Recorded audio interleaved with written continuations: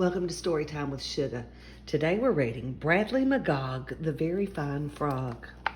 Bradley McGogg was a very fine frog who happily napped in a hollowed-out log. This log in a bog where our frog spent his days was a pad Brad had had since his pollywog phase. "Oh, beautiful bog," croaked McGogg, "what an Eden! You're filled to the gills with good frog things to feed on." Said Bradley McGogg on one hot summer day, "I'm needing a feeding, I'm wasting away."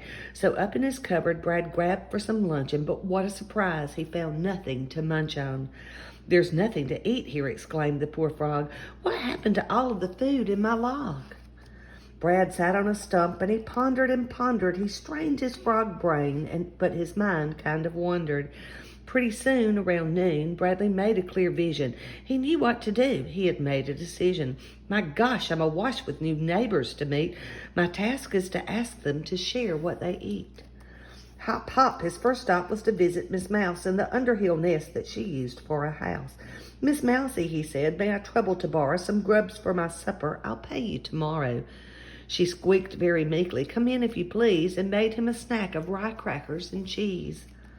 With his tiny green fingers, he stifled a gasp and fried at the sight of the cheese in her grasp.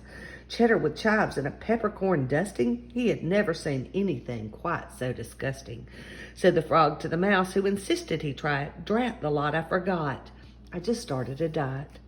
Hop, hop, his next stop was to call on the bear, who lived in a den that he shared with a hare. "Air bear and hare, I arrive half alive and ask for a sweet buzzy snack from your hive." At a spot near their grotto, the bear and the bunny presented Brad carrots all covered in honey. "Ooh, what is that? Such horrible stew. Orange-colored roots that are sticky with goo?" That was his thought. He, of course, didn't share it. So as not to be rude, Bradley reached for one carrot. "What a treat," said the frog. "Home it goes in my bucket." Instead, Bradley fled to a mole hole to chuck it. Hop, hop, his next stop was the cow on the slope, whose mooing and chewing gave Bradley great hope. But he stopped in mid-hop when he caught Miss Moo grazing. What she chewed for her food, Bradley found quite amazing. She was munching on clover and snacking on grass.